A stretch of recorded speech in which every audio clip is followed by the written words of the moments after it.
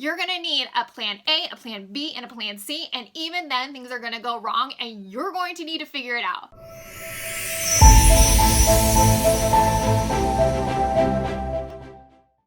Hi, welcome to my first ever YouTube video. My name is Chantel. I am the owner of Chantel Elise Designs. I do online social media marketing as well as digital event coordinating. I have been in the marketing, hospitality, and event industry for a grand total of 14 years. I can't believe I started when I was 17. My first job was working as a front desk agent at a Hampton Inn Suites in San Jose, and I eventually was able to move up, get my college degree. I moved down to Southern California, got an amazing job as an event coordinator. That was my first gig as an event coordinator, and I had that job there for 2 years. I got promoted. I moved to Hawaii for 2 years and then moved out to Las Vegas. I have the amazing opportunity to be part of Las Vegas Caesars entertainment event coordinating industry. It was so much fun. I learned so much. I would probably still be there if it wasn't due to COVID, but here we are. When I started in the event coordinating industry, I had no idea how to get started. I had no idea what to look for. I had no idea what certifications I needed. I had absolutely no idea how to even break into the industry. Being an event coordinator, it's not an easy job. And I want to go over what it's going to take to be an event coordinator. Like, what kind of skills should you have to be an event coordinator? Because it's definitely not a job everyone can do. You're not meant to be an event coordinator. You will know right away. So don't stick out an event job if you just can't do it, because the rest of your event team is going to be miserable. That being said, let's get started in this video. I'm so excited. I get asked very often, what kind of degree do you need to be an event coordinator? And I've seen a variety of people with degrees and no college degrees be great, amazing event coordinators. I personally majored in communication studies. I absolutely loved that degree. It was a degree that had a lot of open doors. You could go into so many different careers with that degree. But if you're going into just specifically event coordinating, I would recommend either a business degree, a marketing degree, a communications degree, a communication studies degree, an English degree will even help you with it. I mean, I've had some of my even bosses and bosses who didn't go to college and were just amazing people and were so dedicated to the job and were so dedicated to the team and always knew how to handle events so well. I learned so much from them, and I don't really think you need to have a college degree to be an amazing event coordinator. That being said, it will probably help you along the way. I have amazing people that I know that don't have a degree. It's your personal choice, I think, if you want to get a degree. Just keep in mind, it might really help you on your resume later on down the road. Number 2 thing I have on my list is, what kind of event coordinator do you want to be? There are so many different kinds out there. You have hospitality coordinators, corporate coordinators, hotel coordinators, wedding coordinators, gallery coordinators. There's event coordinating companies that will work with like art galleries or libraries or stuff like that that are usually rented out for events. So there's so many options out there, and you just need to kind of see what one draws more to you. There's even parts of companies that will work strictly with only events. There's design companies out there. There's catering companies that work with event coordinators. There's party rental companies. So there's even like subcategories for event coordinating. So even if you just want to do, let's say, floral design, there are florists that are meant to just do weddings. They have partnered up with other vendors and they are the main florist for that venue. So keep in mind, there's plenty of sub things that you can do for events if you don't want to do a wedding event coordinator, because I feel like that's the main one we know of, right? A wedding event coordinator. Third thing I have on my list is, experience is always going to help you with this industry. Most places are going to require experience, and that's okay. You can get it. Again, there are many subcategories that work with an event coordinator or work with events. You can get your foot in the door at a florist, at banquets, I'm sure there's internships out there.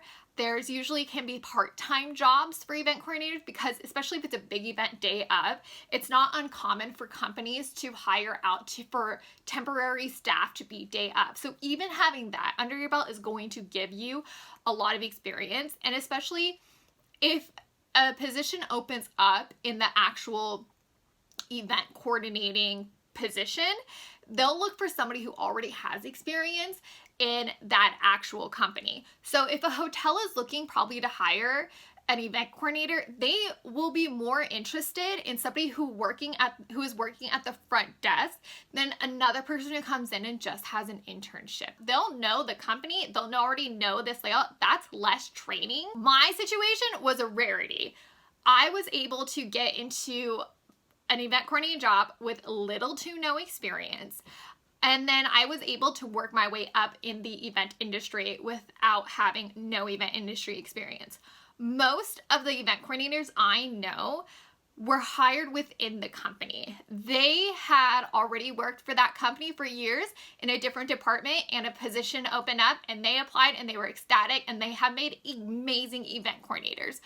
I highly recommend, if you want to go into the event industry, get a college job. You could get a part-time gig, an internship, any type of event experience will help you along your journey to an event coordinator. Next thing, and I think this is really what helped me, I think it wasn't for this particular skill that I have, I don't think I would have ever been hired. And that is, you need to have a good personality.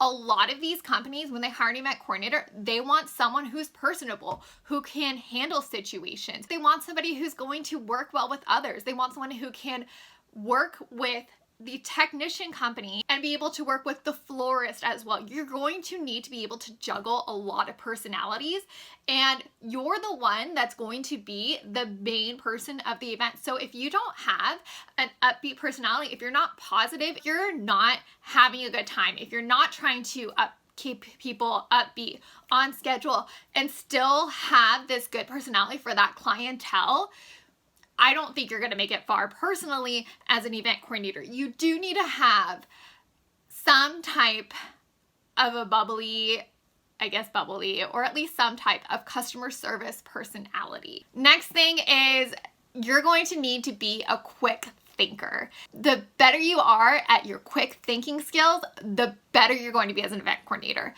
You're gonna need a plan A, a plan B, and a plan C, and even then things are gonna go wrong and you're going to need to figure it out. You have to do whatever it takes to make your clientele happy. That's the whole point of these events, is to take care of the client, is to take care of the one that is going on this event, is to take care of the one that's hosting it.